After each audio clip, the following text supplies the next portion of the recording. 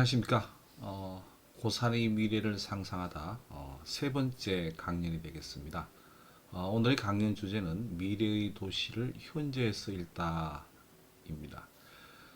우리 뭐 미래의 도시라고 하는 것은 뭐 만화책이나 또 아니면 뭐 영화를 통해서 뭐 수십 년 뒤에 어떤 그런 미래 모습들이 사실은 많이들 그려졌습니다. 근데 제가 오늘 여기에서 미래라고 하는 부분들은 그런 뭐 공상과학 영화나 아니면 공상과학 소설에서 볼 수 있는 어떤 그러한 이야기를 드리고자 하는 것은 아니고요.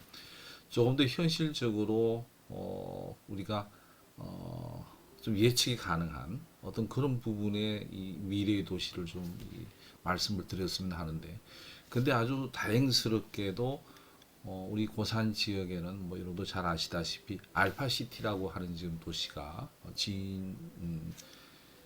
개발이 지금 진행되어지고 있는데요. 그래서 그 도시를 대상으로 해서 우리의 미래의 어떤 모습들을 좀 엿볼 수 있지 않을까 이런 생각이 들어서 우리 알파시티, 뭐 사실 별칭이 알파시티 스마트 도시 이렇게 좀 되어 있습니다. 뭐 잘 아시다시피 최초에는 수성 의료지구 개발 사업이라 해서 시작이 되어졌다가 그다음에 이제 알파시티라는 이름이 붙고 그다음에 이 스마트 도시라고 하는 이름까지 붙어서 지금은 이제 일반적으로 우리가 그 지역을 부르기에는 알파시티다 이렇게 부르고 있습니다. 그래서 그 알파시티라고 하는 그곳에 우리가 최소한 10년 아니면은 좀 길게 본다면 20년 이후까지 어떤 그 모습들이 그 안에 지금 구현이 되어지고 있지 않는가 이런 생각이 들어서 그래서 알파시티를 통해서 우리의 미래의 고산 지역, 그러니까 뭐 한 10년 한 20년 후의 모습을 한번 말씀을 드려볼까 합니다. 근데 우리가 사실은 뭐 저는 좀 들어가겠습니다. 어떤 지역의 미래는 어떻게 되어질까 이렇게 이야기를 할 때요.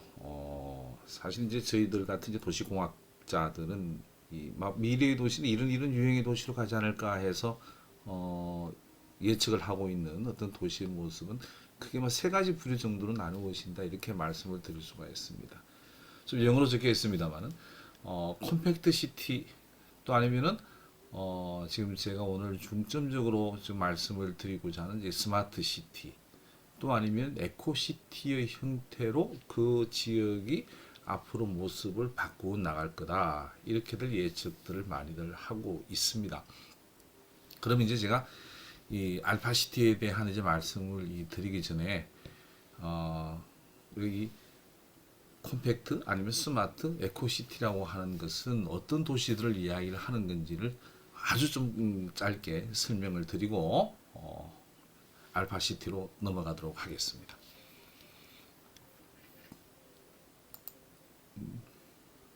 자, 먼저 스마트 도시입니다.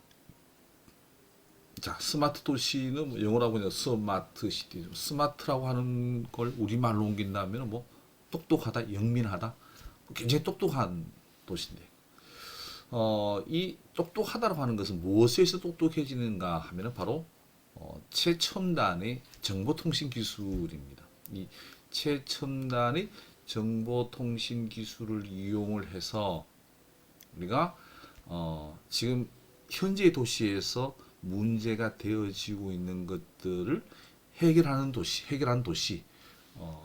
이런 도시를 우리가 스마트 도시라고 하는데, 그래서 어떤 부분들을 스마트하게 하고자 하는가 하면은 이제 첫 번째가 스마트 빌딩이라고 하는 이 건축물들을 좀 영리하게 좀 다뤄보자, 관리를 해보자라고 하는 건데, 이제 건축물들을 영리하게 관리해보자라고 하는 것은 우리가 건축물이라고 하는 것은 유지를 해 나가는데 많은 에너지가 들어가기도 하고 또 뭐 상하수도 부분도 들어가야 되고 여러 가지 것들이 이제 들어가야 되는데 어떤 그런 것들을 좀 이렇게 체계적으로 관리를 함으로 해서 건축물의 관리 비용이 좀 적게 들어간다든지 또 아니면 환경 친화적인 형태로 간다든지 하는 이제 그러한 내용들을 담고 있고요. 그 다음에 이제 스마트 헬스입니다. 우리 건강과 관련되어진 부분들이죠. 지금, 이 우리 알파시티도 있습니다만, 이 알파시티에 가 보면은 혹시 여러분들이 보실지 모르겠습니다만, 우리 이제 내가 얼마나 걸었는지, 얼마나 이 칼로리를 뭐 운동을 하면서 소비를 했는지 이런 부분들을 좀 알아볼 수 있는 어떤 그런 것 시설들이 조금씩 지금 이제 설치가 되어지고 있는데요. 이제 이러한 것들을 기본적으로 좀 구현해 나가고자 하는 어떤 그런 도시다. 뭐 이렇게 보시면 될 것 같고요. 그다음에 이제 그 지역 전체의 에너지를 좀 관리를 좀 잘하는 어떤 그런 도시. 그다음에 이제 스마트 모빌리티라고 하는 부분인데 이거는 이제 바로 교통에 대한 부분이죠.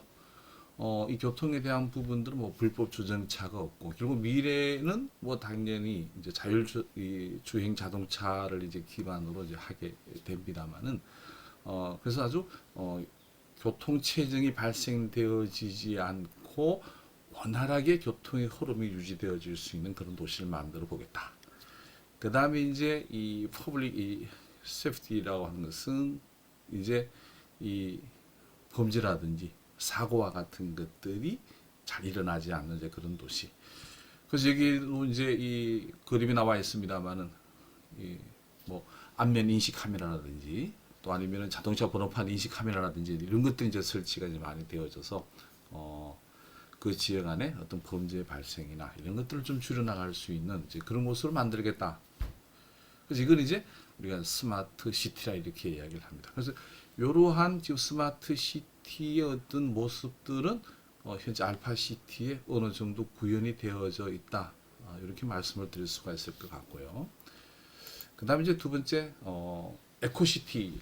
이 에코시티라고 하는 것은 우리말로 이제 바꿔서 하면 보통 환경 공생형 도시다. 환경과 공생할 수 있는 도시다. 그래서 뭐 그림에도 지금 나와 있습니다만은 아주 숲이 우거져 있는 도시. 즉, 이 자연 생태계라고 하는 것이 이 도시 속에서 우리와 같이 공존을 할 수 있도록 만들어 보자. 뭐 이런 사실은 의미를 가지고 있는 이제 도시인데요. 그래서 이런 도시로 만들어내기 위해서는 그게 이제 세 가지가 사실 해결이 되어져야 되는데, 첫 번째가 이제 물이 순환되어질 수 있는 도시. 지금 우리가 이 묘천, 옥수천에 대한 이야기를 제가 지난 강연에서 조금 말씀을 드린 적이 있습니다만은 사실 이제 묘천과 옥수천이라고 하는 그 하천에 물이 흐르고 있는 것은 금호강이 바닥에 있는 물을 이제 도수를 해서 끌어올려서 이제 물을 이제 다시 내려보내고 있다고 말씀을 드렸잖아요. 그러면 이제 뭐 한 개 하천에 뭐 우리가 지금 해서 월평이나 1,000만 원 정도의 전기요금이 사실 들어갑니다. 이건 이제 우리가 강제적인 이제 물의 순환을 지금 시키고 있는 건데 지금 환경 공생 도시 같은 경우는 이제 자연적인 물의 순환이 좀 이루어질 수 있도록 하는 도시. 이 물의 순환이라고 하는 부분이 왜 환경 공생 도시에 들어오나 하면은 사실은 생명의 기반이라고 하는 것은 크게 우리 두 가지로 이야기를 할 수 있지 않을까요? 첫 번째가 바로 물이라는 것과 그 다음에 토양을 기반한다. 이 두 개가 어느 정도 양호한 상태를 갖추고 있어야만이 그게 바로 생태계라고 하는 것이 오롯이 유지가 되어져 갈 수가 있거든요. 그런 측면에서 본다면 사실 물순환이 가능한 도시. 근데 우리 지금의 도시는 어떤 모습들을 갖추고 있냐면 사실 물순환이 안 되죠. 뭐 콘크리트 바닥면, 그 다음에 아스팔트 바닥면이 되어져 있고 비만 내리면은 그 빗물은 전부 다 하수도로 유입이 되어져서 전부 다 하수도로 다 빠져나가는 게 되어지니까 그 지역에 머물게 되어지는 물의 양은 사실은 거의 제로에 가까워집니다. 그래서 이런 도시는 이제 물 순환이 되어지지 않는 도시라 그러거든요. 그래서 이제 이런 것들이 좀 가능한 도시로 만들어 보자라고 하는 측면과 그 다음에 도시 기후 완화 자연 공생형 도시라고 하는 것이 있는데 도시 기후를 완화시킨다라고 하는 것은 무슨 이야기냐면요. 바로 이제 이 연평균 기온의 상승이 되어지지 않는 그런 도시. 그래서 우리가 이제 지구 규모의 기후 변화에 있어서 가장 이제 우리가 심각하게 생각하는 부분이 연평균 기온이라고 하는 겁니다. 그래서 지금 이제 이 국제적으로 앞으로 이 지구의 연평균 기온이 산업혁명 이후부터 해서 2도 이상이 넘지 않도록 하자라고 하는 지금 그런 이 목표로 해서 많은 국가들 우리도 마찬가지입니다만 참여해서 이 탄소를 저감하기 위한 노력들을 경주하고 있습니다만은 이제 도시 속에서도 마찬가지입니다. 도시 기후 완화라고 하는 것은 결국은 기온의 상승을 좀 막아야 되겠다. 그럼 기온 상승을 이제 막는다고 하는 부분은 결국은 우리가 도시 내에서 발생시키고 있는 굉장히 많은 폐열이 있지 않습니까? 그 가장 뭐 대표적으로 우리가 집에서 가스 보일러를 돌립니다. 그럼 거기서 이 배기구를 통해서 많은 열이 밖으로 나오기도 하고, 그 다음에 자동차로부터도 많은 이 폐열이 나오기도 하고, 사실 그런 폐열들이 주변의 기온을 상승시키는 요인이 되어지는데, 이런 것들이 예를 들면 주변에 수면이 많아진다든지 아니면 숲이 많아지면은 그 열들이 결국은 이제 식혀져 버리게 되어지지 않습니까? 그럼 이제 도시 기후가 완화되어진다. 이제 이렇게 말씀을 드릴 수가 있는데, 그래서 결국은 이제 숲이나 또 아니면은 수면이 많은 그런 도시를 만들어 가야 한다는 거고요. 그다음에 세 번째가 이제 에너지를 절약할 수 있는 리사이클형 도시. 지금 이거는 우리 사실은 이 국가 정책으로도 좀 열심히들 지금 하고 있는 부분입니다만은 지금 뭐 매년 증가되어지고 있는 이 쓰레기 때문에 뭐 엄청나게 지금 머리가 아프거든요. 그럼 뭐 이 지방 정부만의 고민이 아니고 뭐 국가 전체로 봐서도 어마어마한 이제 고민거리로 등장을 하고 있습니다. 그래서 이제 이렇게 발생되어지는 쓰레기를 그 지역 내에서 무슨 최대한 리사이클이 되어질 수 있는 어떤 그런 도시. 그래서 이걸 우리가 이제 자원이 순환되어질 수 있는 도시다 이야기를 하고 있는데, 자원이 순환되어지는 도시. 이제 이런 것들이 가능한 도시를 우리가 이제 환경 공생 도시다 이렇게 이야기를 합니다. 사실 환경 공생 도시 우리가 지향해 갈 경우에는 우리는 굉장히 많은 불편을 사실 감수를 해야만 됩니다. 자, 그다음에 이제 최근에 이 외국에서도 뭐 이런 유형의 도시로 이 도시의 구조를 좀 개편하자라고 하는 움직임들이 이제 많이들 일어나고 있는데, 그게 바로 뭐냐면 컴팩트 시티라고 하는 겁니다. 뭐 우리말로 하면 압축 도시 이렇게 이야기를 할 수 있을 것 같은데, 근데 그런 용어는 잘 쓰지 않고 대부분 그냥 컴팩트 도시다 이렇게만 일반적으로 이야기를 하고 있는 것 같아요. 자, 이거는 뭐냐면은 이 도시가 자꾸 외연적으로 밖으로 확대되어지는 것을 좀 막자. 자, 도시가 이 범위가 자꾸 이 바깥쪽으로 확대되어진다라고 하는 것은, 이 확대되어지는 과정에서 결국은 뭐가 충돌하게 되나 하면은 자연환경과 충돌이 되어지는 거거든요. 근데 사실 우리가 자연환경과 이 충돌이 일어나게 될 때는 자연환경이라고 하는 것은 어떤죠? 굉장히 약자의 경우가 되어지죠. 그래서 이 자연환경이라고 하는 것이 결국은 이제 굉장히 약한 상태의 대상인데, 이게 이제 도시가 확장이 되어지면 쉽게 잠식이 되어져 버리는 형태로 되어지기 때문에, 그렇게 확대되어지는 것은 우리의 미래를 봐서는 바람직하지 않다. 그래서 이 생활권이라고 하는 것을 아주 좀 작게 만들어 보자. 즉 어떤 거점을 만들어 놓고 그 거점에서 우리가 도보권 내 우리가 보통 도보권이라고 한다면은 뭐 짧게 본다 하면 1km 정도가 되어지거든요. 1km 정도. 우리 1km 정도라고 한다면은 지하철 정거장과 정거장 하나의 역과 역 사이가 한 2km 정도의 거리가 되어지지 않습니까? 그래서 이제 그 범위 내에서 학교도 갈 수 있고, 그다음 쇼핑도 가능하고, 그다음 뭐 또 더 가급적이라면은 뭐 직장도 갈 수 있으면 더 좋고요.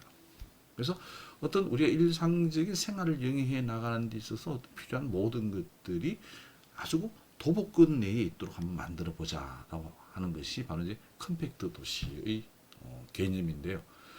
이런 것들은 이제 대부분 보면은 이제 교통의 거점, 뭐 교통의 거점이라고 해서 방금 제가 좀 전에 그 말씀을 드렸던 것과 마찬가지로 뭐 지하철역과 같은 것들이 이제 거점이 되어지는데, 그러면 이제 우리가 역세권이라는 표현을 쓰기도 합니다만은, 그럼 이제 지하철역 주변으로 그러한 시설들을 집중시켜서 굳이 여기 있는 사람들이 다른 곳으로 옮겨갈 필요가 별로 없는, 그래서 그게 이제 편리성을 높여놓은 상태가 되어져. 모든 기능들을 집적을 시킨 것이 되어지기 때문에 심지어 이제 그림과 같이 이제 이런 것들 하나의 거점이 되어집니다. 뭐 이 안에 예를 들면 뭐 쇼핑이라든지 뭐 각종의 뭐 관공서라든지 이런 것들은 이제 그 행정이나 이런 기능들을 집적을 시켜버립니다.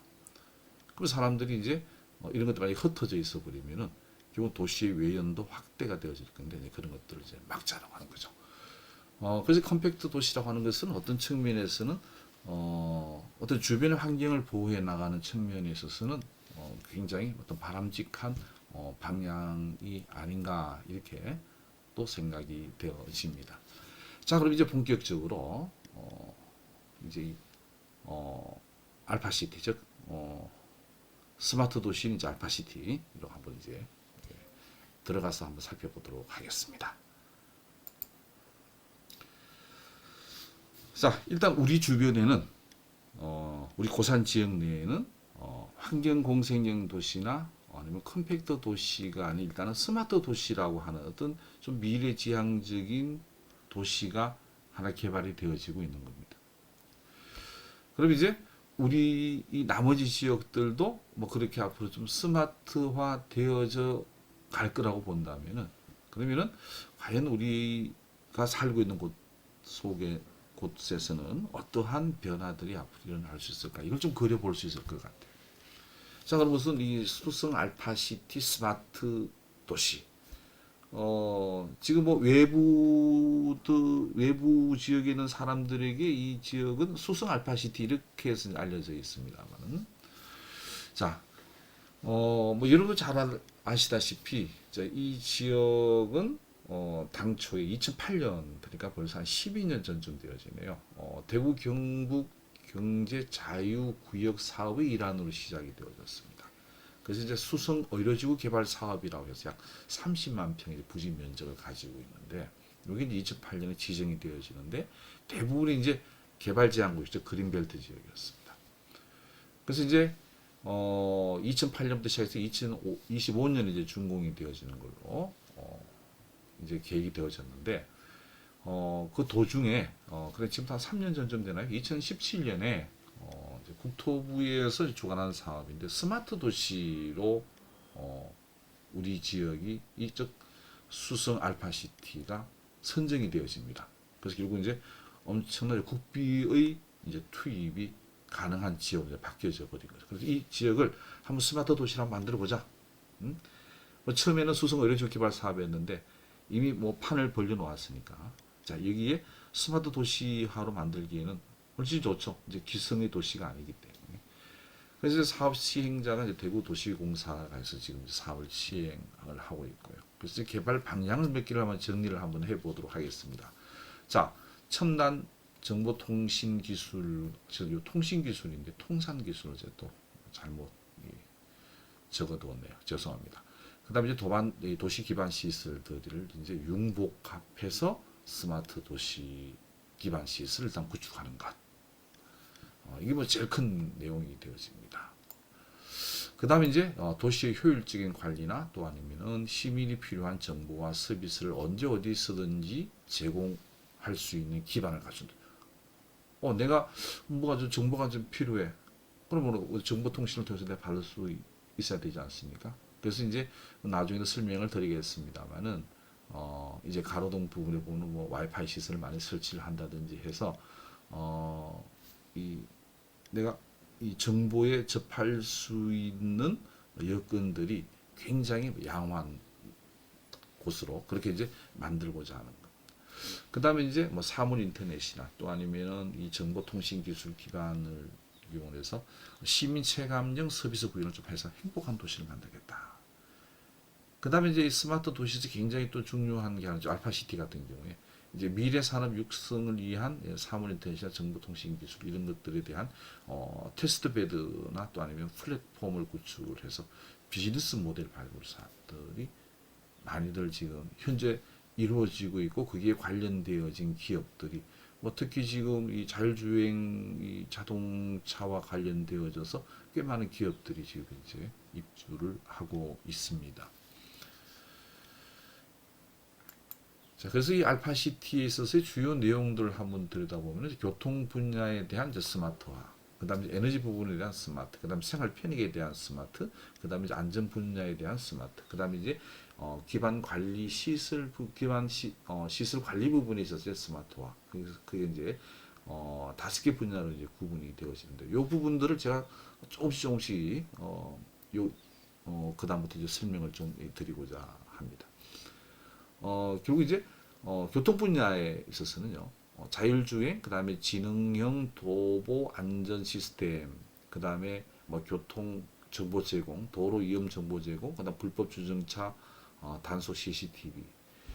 뭐 여기에 지금 특히 교통 부분에 관련되어진 서비스들은 결국 앞으로 이제 주변 지역이나 이런 것들로 굉장히 이제 확대가 많이 되어져 갈 수 있는 아이템들이 아니냐 이런 생각을 하고 있고요. 그 다음에 에너지 부분에서 뭐 전기차 충전기, 전기차 충전기 요즘 뭐 일반 그 아파트 내에도 지금 뭐 전기 충전 시설이 지금 설치가 되어져 있습니다만은, 아직 고산 지역에서 지금 일반 도로의 경우를 본다면, 일반 도로에는 지금 전기차 충전 시설은 사실 알파시티하고 그 다음에 미술관 쪽입니까? 아마 그쪽을 제외하고는 그렇게 쉽게 아직 볼 수가 없죠. 근데 이제 이 수성 알파시티의 경우에는 이제 일반 도로에 지금 제 기억으로 2개소인가 3개소에 지금 전기 충전 장치가 설치가 되어져 있는 걸로 알고 있습니다. 이런 것들이 이제 앞으로 달구벌 대로에도 이제 보편화되어질 수 있는 이제 시대가 곧 오지 않을까 이런 생각이 들고요. 그 다음에 이제 이 생활 편익 시설에서 본다면 이제 스마트 미디어 월, 이게 아마 대진지 쪽에 지금 아주 크게 지금 설치가 되어져 있는데요. 조금 이 지역의 어떤 스마트함을 좀 보여주기 위해서 만들어 놓은 시설인데 모르겠습니다. 이 시설에 대해서는 그 사람들마다 좀 견해가 그 평가가 좀 달라지고 있는 것 같습니다. 그 다음에 이제 뭐 디지털 사이니지라고 하는 것이 사실 요즘 스마트 워킹 서비스라고 하는 것과 좀 연계가 되어지는 부분도 있는 것 같던데요. 이 시설들도 이제 곳곳에 이제 설치가 되어져 있습니다. 뭐 간혹 뭐 전원이 꺼져버리고 해서 좀 사용하기 힘든 때도 지금 이렇게 나타나고 있기는 합니다만은, 여하튼간에 도로상에서도 뭐 쉽게 어떤 우리가 정보를 좀 얻을 수 있는 어떤 그런 역할을 해주는 것이 바로 이 디지털 사이니지라고 하는 건데, 뭐 이것도 좀 더 다시 더 설명을 해드릴게요. 그 다음에 이제 안전과 관련된 것이 스마트 가로등이나 그다음 생활안전 CCTV, 그 다음에 뭐 차량 번호 인식 CCTV와 같은 것들이 있고, 그 다음에 이제 기반 시설 관리 부분은 뭐 지하 매설물 관리 시스템과 같은 것들이 지금 구축이 되어 있습니다. 자, 그래서 이제 내용들을 다시 한번 정리를 해보면, 이제 교통 부분과 안전 부분, 건강 부분, 이제 에너지 기반 관리 부분 해서 이제 요 네 개 분야에 대해서 지금 알파시티의 경우에는 스마트화가 되어져 가고 있다. 즉 똑똑해지는이 아니고 똑똑한 도시로 지금 탈바꿈되어지고 있는 과정이다. 이렇게 말씀을 드릴 수가 있을 것 같습니다. 그래서 이 지금 수성 알파시티의 경우에는 사실 전국적으로도 자율주행 자동차와 관련되어서 굉장히 그 뭐랄까요, 좀 명성이 좀 높은 그런 지역입니다. 뭐 대학생 자율주행 자동차 뭐 경진대회를 뭐 하기도 하고요. 그래서 이 곳에 우리가 직접 이 자율주행 자동차가 운전되어지는 것을 사실은 볼 수도 있는 지역이기도 합니다. 지금 아마 그 라팍입니까? 야구장 쪽에서 해서 지금 알파시티 내부로 해서 이 뭡니까? 이 자율주행 지금 자동차가 상용 자동차가 지금 이제 운행 중이기도 합니다. 그래서 이런 부분들에 대한 이 시설들이 뭐 굉장히 많이 갖추어져 있다. 그래서 뭐 앞에서도 잠깐 설명을 드렸습니다만, 뭐 지능형 도보 안전 시스템이나 그 다음에 주정차 무인 간제 시스템, 불법 주정차 단속에 대한 부분, 그다음 도로 위험에 대한 정보를 제공할 수 있는 이런 것들이 사실 자율주동 주행 자동차의 주행과 관련되어져서 굉장히 이제 필요한 시설들이라고 합니다. 이런 것들이 꽤 많이 구축이 되어져 있는 곳이다. 그래서 실제 이제 구축되어져 있는 모습들을 보면은 이 도로변에 사실 이제 이러한 카메라, 대부분 이제 카메라는 또 하면 센서와 관련된 부분들이기 때문에 설치가 되어져 있는 것을 우리가 직접 눈으로 확인을 할 수가 있습니다. 자, 이게 바로 이제 이 지능형 도보 안전 시스템이라고 하는 건데요. 이거는 직접 이 설치되는 사진을 보시면 그게 바로 요 시설에 해당되어지는 것이었구나 해서 금방 아실 수 있을 겁니다. 이렇게 우리가 이제 이 도로를 주행하다 보면은 이제 요런 그 속도 현재 주행 속도를 이제 알려주는 표시판이 나타나는데 요거는 이제 이 알파 시티뿐만이 아니고 이제 굉장히 지금 보급이 많이 되어지고 있는 거죠. 그래서 이 스스로 저 속도를 보고 제한 속도를 좀 유지를 하도록 운전자에게 이제 시그널을 보내주는 게 되어지겠죠. 그다음에 이제 횡단보도 같은 경우에도 이제 보행자의 어떤 무단 횡단을 이제 막아내기 위해 가지고 이제 이런 것들이 비춰질 수 있도록 지금 이렇게 하고 있고요. 또 아니면은 이렇게 이제 보행자 횡단을 지금 해서는 안 되는 그 지금 이 때에는 요 차도와 이제 보도의 이제 연석이 되어진다고 그런 연석 부분입니다만 그 연석 부분이 이제 빨갛게 이제 불이 들어오고 그다음에 이제 녹색 신호로 이제 바뀌어 버리면은 이제 요 부분도 녹색으로 바뀌는 이런 부분들은 또 이제 아마 또 최근에 또 보급이 또 확대되어지고 있기 때문에 알파시티뿐만이 아니고 다른 곳에서도 꽤 많이 볼 수가 있습니다.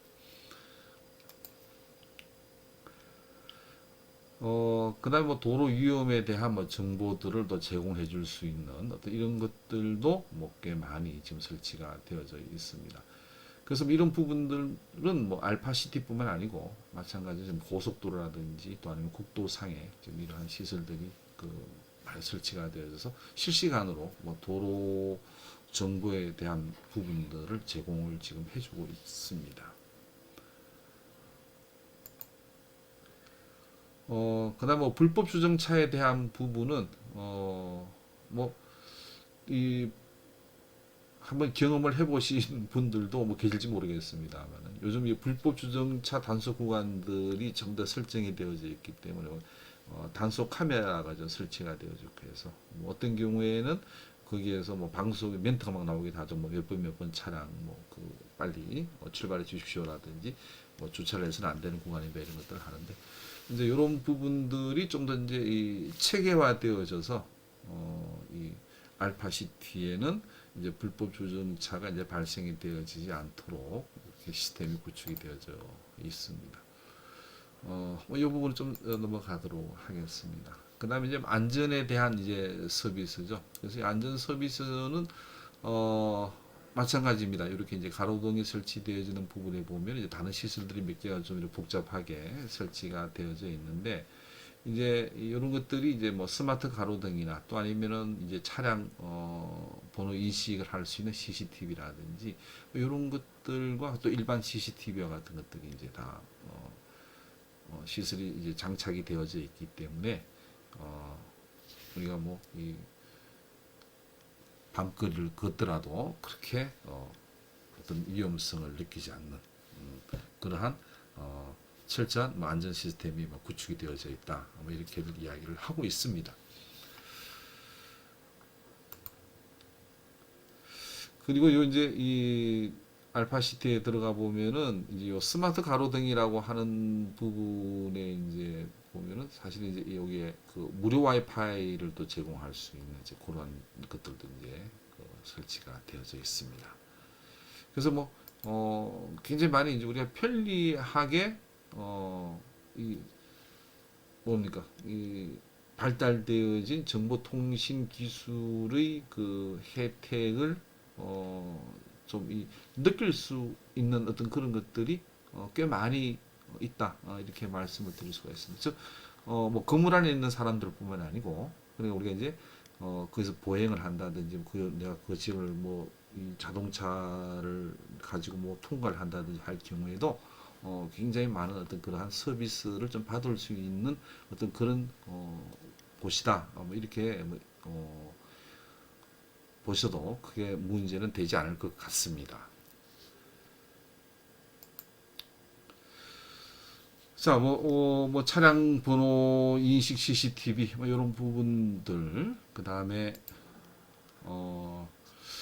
그다음에 이제 이 스마트 리빙과 관련이 되어진 부분인데요. 아까 잠깐 말씀을 드렸습니다만 이제 대진지 요 수변공원이라고 지금 이제 되어 있습니다만 이 부분에 보면은 이제 그 굉장히 규모가 큰 스마트 미디어 휠 이제 벽이라고 한 게 하나 있다는 얘기죠. 그래서 이제 투명 LED 강화 유리로 만들어서 뭐 여러 가지 영상들을 좀 구현을 좀 해내고 있습니다. 그래서 어떤 수변 공원에서 좀 느끼지 못하는 어떤 그러한 좀 뭐라 그럴까요? 좀 변화무쌍함, 어떤 이 동적인 어떤 그런 부분들을 좀 연출해 줄 수 있는 어떤 그러한 뭐 기능을 담당하고 있는 것 같습니다. 그 다음에 이제 아까 잠깐 말씀을 드렸던 바로 디지털 이 사이니지라고 하는 것이 10개소 정도. 그래서 이게 가장 우리 눈에 많이 띄는 시설 중에 이제 하나입니다. 좀 더 제가 사진으로 한번 보여드릴 텐데, 그게 이제 좀뭐 자세히 들여다 보신 분들도 계실지 모르겠습니다만, 그게 어떤 것들이 주로 나오나 하면은, 뭐 날씨 정보라든지, 아니면 뭐 시즌과 관련된 정보라든지, 뭐 기타 정보들이 이제 거기에 쭉 화면에 나오고 있습니다.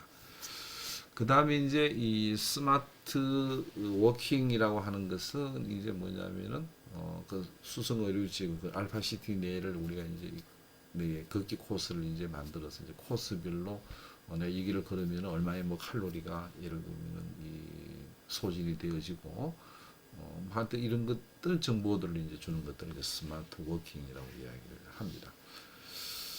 자, 그럼 먼저 이 스마트 시티는 요 바로 이제 이 스마트 미디어월인데요. 직접 이제 그 사진을 제가 가서 한번 이 촬영을 지금 해놓은 겁니다. 이 시설의 규모가 가로 15m에 세로 3m니까 사실 굉장한 사실은 규모죠.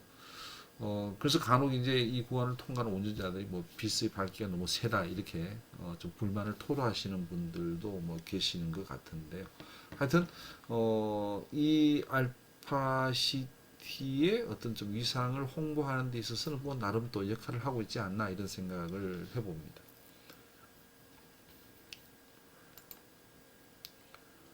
자, 뭐 스마트 워킹에 대한 부분들은 뭐 그냥 좀 보시면 이해가 될 것 같고, 그다음 이제 요 아까 말씀드렸던 바로 이 디지털 사인이지. 여기 바로 디지털 사인이지. 맞다, 저런 게 있었네라고 이렇게 아마 생각하시는 분들이 좀 많으실 텐데, 요건 지금 이제 밤에 사실은 이게 전원이 꺼져 있는 상태가 되어지고요. 이게 이제 켜져 있는 상태가 되는데 이렇게 나타납니다. 그래서 이제 뭐 아까 말씀드린 거 마찬가지로 뭐 이러한 정보들을 우리에게 좀 제공을 해주는 그런 뭐 역할을 하고 있다. 그래서 누가 이런 이야기를 합니다. 그냥 뭐 스마트폰을 가지고 안 해도 뭐 다 뭐 될 텐데 굳이 이런 시설을 설치를 꼭 해야 하나? 근데 뭐 모든 사람들이 항상 뭐 스마트폰을 들고 다니는 것은 아니기 때문에 뭐 어느 정도의 또 나름대로의 어떤 그 역할을 또 해주고 있는 뭐 시설이지 않을까 이렇게 좀 긍정적으로 좀 평가해보고 싶은 마음도 있습니다.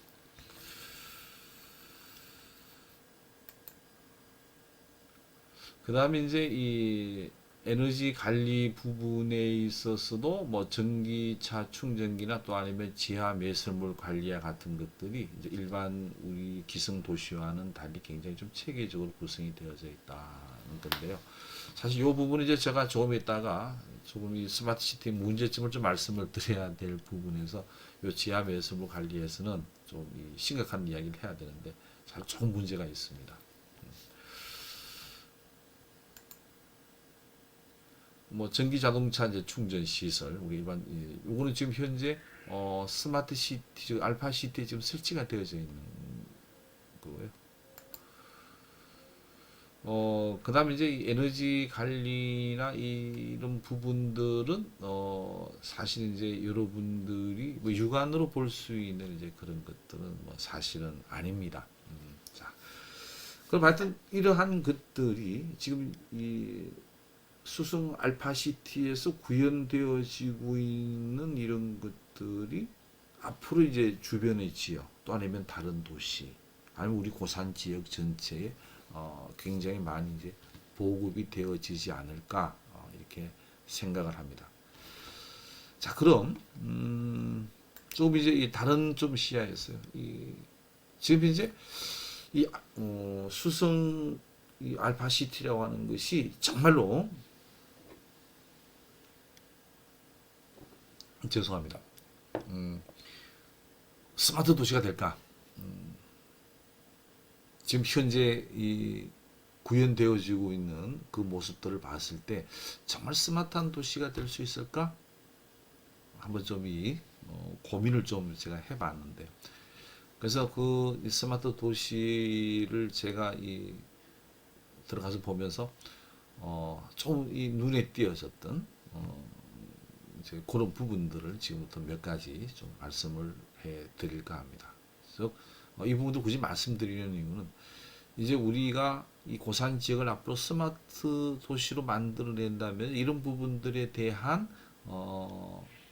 고려를 좀 더 심각하게 해야 되지 않느냐 이런 관점에서 이 부분들에 대해서 말씀을 드리고자 합니다.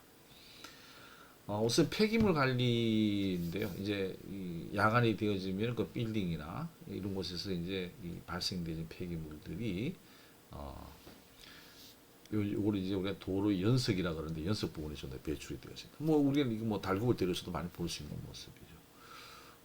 그래서 우리가 스마트화 되어지지 못한 아직 다른 지역에서 볼 수 있었던 모습이 스마트화 되어진 곳에도 똑같이 일어나고 있다. 이건 왜 이럴까? 여기에 대한 고민들을 아직까지 하고 있지 않나? 이제 이런 생각들이 들어요. 그 다음에 이제 가로수에 대한 부분입니다. 물론 이제 이게 가로수가 식재되어진 지가 얼마 되어지지 않고 하는데요. 혹시 이제 이쪽에 방문을 하신 일이 있으시면은, 요 가로수 부분을 한번 가만히 들여다보시면은, 이렇게 이제, 검은색 이제 이 주름 파이프가, 두 개가 이렇게 나무 옆에 묻혀져 있습니다.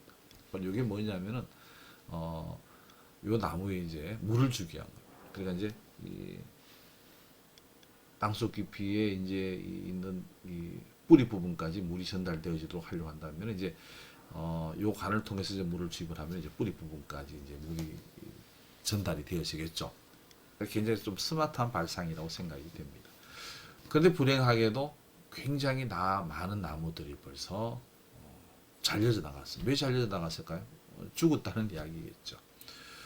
그래서 이 부분도 사실은 이 수성 알파시티는 이 개발 이전에는 대부분이 농지로 이용되어졌던 곳입니다. 물론 뭐 부분적으로는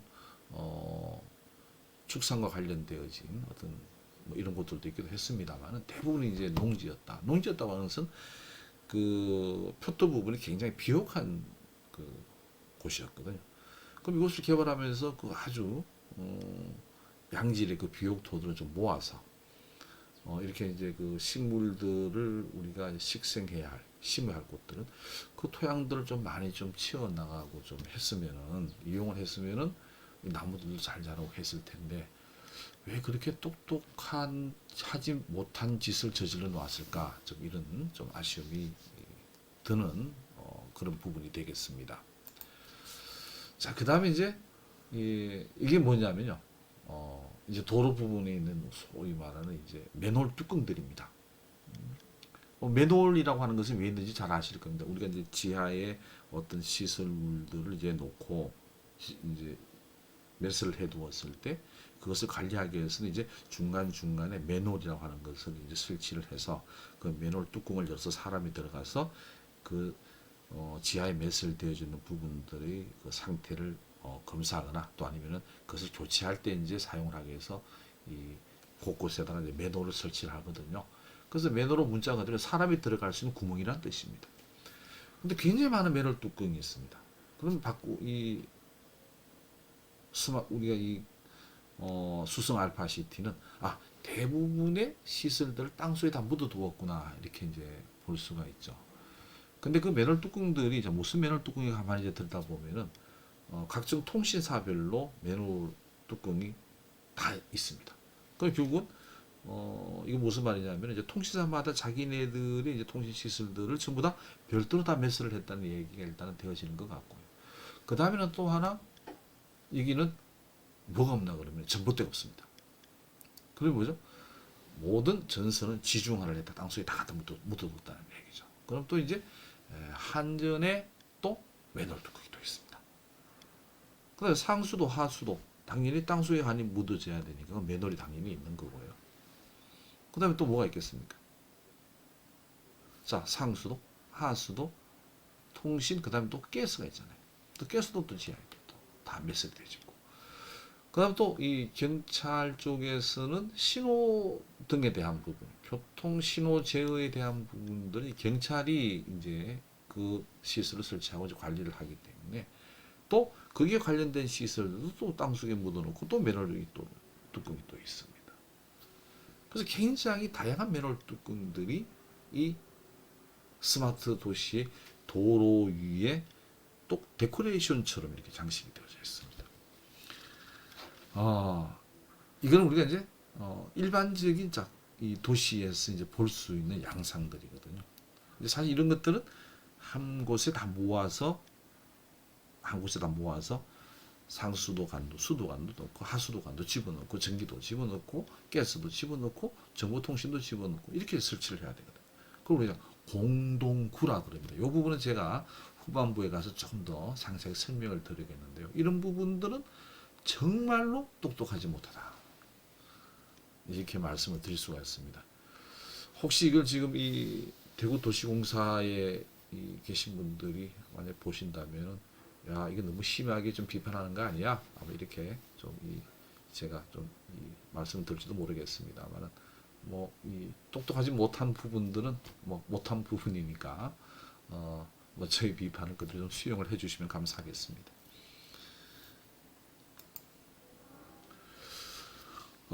그 다음에 이제 이 부분은 제가 말씀을 드려야 되나 말아야 되나 해서 사실 굉장히 고민을 많이 했던 부분 중에 하나입니다. 이 수성 의료 죄송합니다. 이제 수성 의료지구가 아니고 수성 알파시티죠. 수성 알파시티라고 하는 것은 주택 단지를 건설한 사업이 아니거든요. 그래서 이 단지 지금 그러니까 이 수성 알파시티는 뭐 계획 인구가 제가 기억을 하면 4,000명 정도 규모가 되어 있습니다. 그래서 이제 다른 것들은 모든 건 뭐 산업이나 아니면은 뭐 제초 의료나 또 아니면 유통이나 이렇게 관련된 시설들이 들어오도록 했기 때문에 주거 시설은 상대적으로 굉장히 적은 지역입니다. 그래서 크게는 이제 두 개의 아파트 단지가 들어옵니다.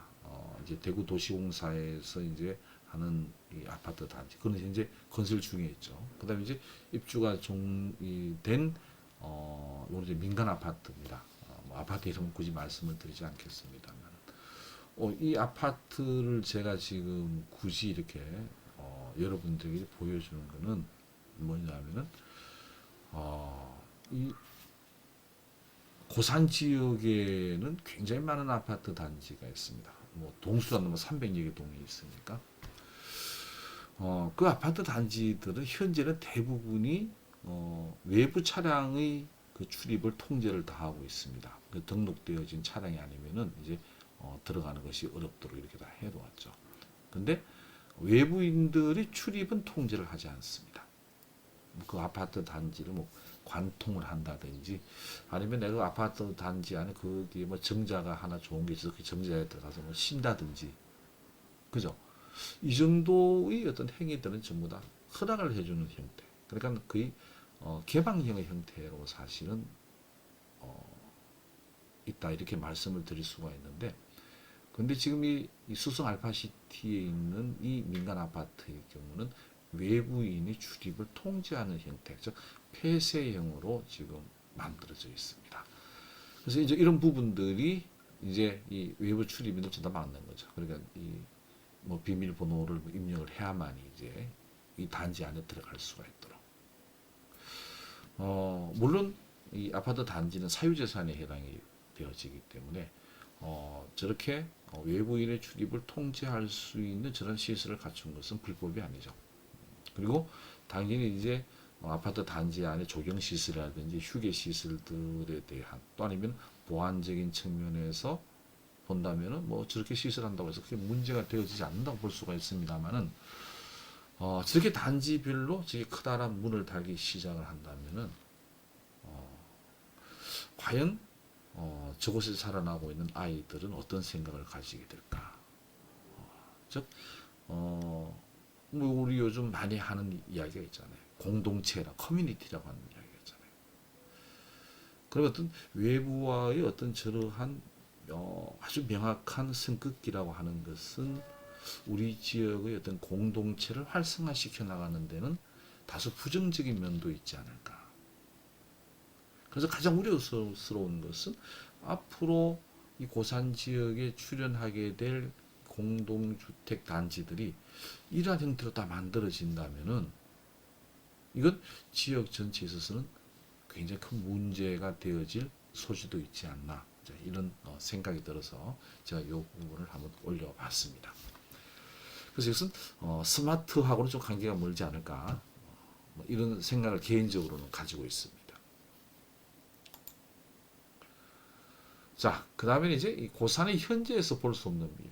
자, 지금 이제 우리가 이 알파시티라고 하는 곳에서 우리가 고산의 미래의 어떤 부분들이 좀 변화가 되어질까를 한번 들여다봤는데요. 그 속에서는 보여지지 않았지만은 그렇게 멀지 않은 시기에 이런 변화가 좀 일어날 수 있는 부분들에 대한 것을 몇 가지 말씀을 드리고 오늘의 강연을 끝내도록 하겠습니다. 사실 가장 이제 이 변화가 가까운 시기에 올 거라고 이제 예상되어지는 것 중에 하나가 바로 교통수단의 변화가 아닌가 하는 생각이 듭니다. 이 고산 지역에 있어서의 교통수단의 변화는 우리가 대구 고산 간의 국도가 확장되어짐으로 해서 자, 이 도로 위를 달리는 자동차, 사람들 운전하는 자동차, 그 다음 이제 1990년대 중반에 들어오기 시작을 하면은 이제 이 땅속을 달리기 시작하는 지하철의 시대. 이제 조금 있으면은 뭐 저희 바람일지는 모르겠습니다만은 이제 3호선이 연결이 되어지면은 이제 모노레일이 열리죠. 그다음에 이제 뭐가 일어날까? 바로 하늘의 길도 열리지 않을까라는 상상을 해봅니다. 그게 바로 이제 요즘 이제 이야기가 되어지고 있는 것들 바로 이제 플라잉 카라고 하는 게 나옵니다. 플라잉 카. 또 아니면 뭐 드론도 이게 해당이 되어집니다. 또 이러한 이제 이 하늘을 날아다니는 어떤 수단들이 굉장히 많이 들어올 수 있는 곳 중에 한 곳이 이곳이 아닐까. 그래서 이런 하늘의 길을 여는 데 있어서도 현재 우리가 가지고 있는 이 고산 지역의 어떤 도로망, 어떤 이런 부분들도 뭐 굉장히 또 우리가 가지고 있는 많은 비어있는 공간들, 어떤 이런 부분들이 이 고산 지역의 이 하늘의 길을 열어가는 데는 굉장히 좀 긍정적인 어떤 그러한 요인들도 작용을 하지 않을까 이런 생각을 해봅니다. 그 다음에 아까 제가 말씀을 드렸던 이 맨홀 뚜껑에 대한 부분인데요. 사실 이제 우리가 스마트 도시라고 한다면 최소한 이런 구조물은 기본적으로 가지고 있어야 됩니다. 바로 이제 도로의 지하에 이러한 이제 공동구라고 하는 건데 이게 이제 아까 말씀드린 대로 이제 뭐 상하수나 전기통신 뭐 이 중수라고 하는 것은 우리가 이제 이 상수 수돗물을 사용을 하고 나면 오수가 하수가 발생이 되잖아요. 그럼 그 하수를 이제 재처리해서 우리가 화장실의 세정 용수나 또 아니면은 청소 용수로 사용하는 것을 중수라 그럽니다. 그래서 이제 이러한 이 관련되어진 관들이죠. 이런 것들은 이제 하나의 공간을 전부 다 집어넣는 것을 우리가 이제 공동구라고 그러는데 사실 이제 세종시에는 이 공동구가 한 22.7km 설치가 되어져 있습니다. 그러면 이제 우리가 뭐 예를 들면은 이 뭐 상수도 부분에서 누수가 발생되어졌다, 상수관 파열이 났다 그러면은 이 도로의 통행을 막고 굴착을 해서 그 부분을 이 공사를 하고 이런 것들이 일어날 수가 있죠. 뭐 사람들이 공동관에 들어가서 어느 부분에서 물이 새는지 어느 부분에 무슨 물이 있는지가 금방 육안으로도 확인이 가능하고 또 그 부분에 그 문제가 있는 부분들을 뭐 교체를 한다든지 하는 작업들이 공동관에서 다 이루어지게 되어지거든요. 그래서 사실 이런 공동구가 외국의 뭐 주요 도시들에서는 조금씩 굉장히 보급들이 많이 되어졌고요. 그래서 사실 알파시티 같은 경우에도 이 시스를 좀 도입을 했으면 참 좋지 않았을까. 정말 똑똑한 도시로 될 수가 있을 텐데 참 이 안타까운 이제 부분 중에 하나가 아닌가 이런 생각이 듭니다. 자, 그 다음에 이제 이 부분은 사실은 좀 우리가 고민을 좀 많이 해봐야 할 이제 부분 중에 하나인데 최근에 이제 우리 그 세종시나 또 아니면 인천 청라지구, 그다음에 용인시 수지지구, 그다음에 김포시 김포 한강 신도시나 또 아니면은 대전에도 한 곳이 있는데 제가 이름을 잊어버렸습니다만 이런 것들이 뭐가 설치가 되냐면은 자동 크린렛이라고 하는 시스템이 도입이 되어졌는데 이게 뭐냐 그러면 폐기물을 즉 쓰레기를 파이프라인을 통해서 수송하는 방법입니다. 그럼 이런 것이 보급되어져 있는 곳은 폐기물 수거 차량들이 다니질 않죠. 다니질 않습니다. 이게 이제 그 폐기물 투입구라고 하는 거거든요. 폐기물 투입구입니다. 그럼 폐기물 투입구가 또 우체통처럼 설치가 되어져 있습니다. 그러면 요 아랫부분에는 이런 관들이 연결이 쭉 되어 있거든요. 관들이 연결되어 있습니다. 그럼 요 관들은 이제 폐기물을 모으는, 쓰레기를 모으는 집합시설이라고 하는 곳과 연결이 딱 되어져 있거든요. 그럼 이제 내가 이 우체통처럼 생긴 곳에다 뚜껑을 열어서 이제 폐기물을 이제 봉투에 집어넣어서 당연히 종량제 봉투에 집어넣어야 되겠죠. 집어넣어서 버립니다. 그러면 이제 이 쓰레기 집합 시설이라고 하는 곳에서는 이걸 이제 흡입을 합니다. 쫙 끌어당겨요. 그러면 이제 폐기물을 버리는 사람은 굉장히 편하게 폐기물을 버릴 수가 있죠. 그리고 폐기물을 수집하는 쪽에서도 뭐 사람이 차량을 운전해 가서 그 폐기물을 차에다 적재하고 이런 이제 행위들이 전부 다 사라지는 겁니다. 그래서 이런 시스템들이 우리 수성 알파시티는 없습니다. 그래서 물론 이제 이 시스템이 바람직하냐 바람직하지 않느냐에 대한 부분은 아직도 굉장히 논란이 되어지고 있습니다. 이게 왜냐하면은 시설의 유지 관리비가 사실은 엄청나게 많이 들어가고요. 또 폐기물을 흡입을 해야 되기 때문에 또 굉장히 많은 에너지가 들어가기도 합니다. 그런데 이제 폐기물을 버리는 쪽, 즉 쓰레기를 버리는 쪽 같은 경우에는 굉장히 이제 편하죠. 그래서 이 부분들은 앞으로 시스템들이 뭐 좀 더 개량이 되어진다면은 이 미래의 이 도시 지역에 특히 정비가 잘 되어 있는 지역들 의 경우에는 아마 이런 시설들도 앞으로 도입이 되어질 수가 있지 않을까 이런 생각을 해봅니다. 자, 그 다음에 이제 우리 쪽에서는 볼 수 없는 게 바로 이제 새로운 녹지 공간의 조성에 대한 시도가 사실은 이 알파시티는 별로 없다. 사실 녹지 조성이라고 하는 것은 굉장히 중요한 이슈 중에 하나거든요. 제가 앞에서 환경 공생령의 이제 도시를 만들어 나가야 된다는 만들어 나가는 이제 도시에 대한 이야기도 잠깐 해드렸는데요. 이제 그런 도시의 경우에 있어서 기후 완화라고 하는 말씀을 드렸잖아요. 사실 우리가 기후의 변화가 급격하게 일어나는 지역에서 우리가 적응을 해나가 살아가기는 쉽지는 않습니다. 그래서 이 기후의 변화의 속도는 둔화되어지면 둔화되어질수록 우리도 살기가 편하고 또 생태계도 기후 변화에 따른 데미지를 적게 입게 되기 때문에 결국 환경과 인간이 공생하기가 굉장히 쉬워지거든요.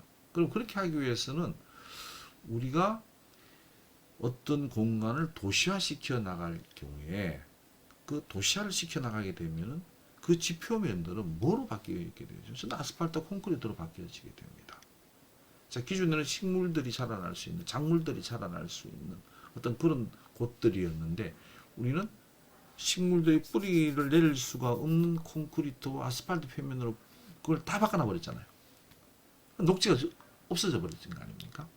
고작 우리가 하는 게 뭡니까? 가로수 좀 씻고, 가로수를 몇 그루 좀 신고, 그죠? 그다음에 뭐 경관 녹지니 뭐 이런 걸 만들어서 조그만한 뭐 이 녹지 공간들을 만들어 내는데, 그걸 개발 전과 개발 후로 비교를 해본다 그러면은 거의 녹지의 면적은 제로가 되는 거나 마찬가지다, 이렇게 말씀을 드릴 수가 있습니다. 그래서 이제 앞으로 이 미래의 도시에서는 녹색의 공간을 많이 만들어야 되거든요. 이제 그래서 뭐 이건 하나 예가 되어집니다만은, 어떤 이러한 이 건축물들을 이제 만들어 나갈 때도 식물들의 어떤 그 식생의 기반들을 같이 만들어져 가는 어떤 이런 기법들이나, 요거는 이제 뭐 건축적인 기법이 되어집니다만, 그래서 그 지역의 기후도 완화시켜주고, 또 그 지역에서 발생된 탄소도 고정해 줄 수 있는, 이제 이러한 건축물들이나 또 아니면 이런 공간들을 많이 만들어 나가는 도시가 사실은 똑똑한 도시가 되어지는데, 이제 그런 부분들이 이 알파시티에서는 보기가 좀 힘들었다. 물론 이제 앞으로 지어지지 않은 건축물들이 들어서지 않고 있는 대지들이 아직 많이 남아 있습니다. 예, 이제 그런 공간들에 이제 이러한 것들을 고려한 건축물들이 들어서 줄 수 있다면은 수성 알파시티는 조금 더 똑똑해지는 도시, 또 그 조금 더 똑똑해진 도시의 모습들이 우리 고산의 다른 지역에도 커다란 영향을 미쳐서 이 고산 지역 전체도 뭐 스마트화가 되든지, 아니면 컴팩트화가 되든지, 아니면은 에코시티가 되든지, 어떤 하나의 큰 방향을 잡아서 우리의 미래의 그림이 만들어지지 않을까, 이런 생각을 해 봅니다. 자, 뭐 3주간에 걸쳐서 좀 제대로 좀 정리되어지지 않은 뭐 그런 이야기들을 제가 해 드린 것 같습니다. 사실 여기 마지막 3강, 이제 세 번째 강연이죠. 미래 도시를 현재 도시로 일단락 하는 부분에서는 사실 여러분들과 같이 어떤 이런 곳들을 방문을 해서 좀 이야기를 나눠보고 하고자 생각을 했었는데, 제가 이걸 이렇게 온라인을 통해서 좀 이 말씀을 드리다 보니까 좀 여러 이 여건들이 좀 제한이 되어졌기 때문에 여러분들이 좀 이해를 좀 정진시키는 데는 한계가 있지 않았나라는 생각이 듭니다. 그래서 뭐 이것으로 고산의 미래를 상상하다라고 하는 이 강연을 모두 마치도록 하겠습니다. 혹시 제가 이 강의를 해드린 부분에 대해서 궁금하신 부분이나 좀 여러분들 생각과 좀 다르다, 이거는 좀 이런 쪽으로 좀 봐서 이야기를 해야 되지 않을까, 또 이런 부분들이 있다고 생각되시는 분들이 계시면은요, 뭐 저희 학교 그 홈페이지에 들어오면 도시공학과의 뭐 서정인 교수라고 하면은 그 연락처가 다 나와 있고 하기 때문에 연락을 주시면은 제가 성심껏 답을 드리도록 하겠습니다. 자, 굉장히 많이 추워지고 있습니다. 코로나19도 아직까지 완전히 종식이 되어지지 못하고 있는데도 불구하고 또 이 독감까지 우리를 괴롭히고 있는 것 같습니다. 또 거기에 미세먼지에 대한 부분도 올 겨울에는 아마 작년보다는 좀 더 심해질 수 있지 않을까라는 그런 생각이 듭니다. 하여튼 감기 조심하시고 건강하게 지내시길 바랍니다. 자, 감사합니다. 자, 이상으로 모든 강의를 마치도록 하겠습니다.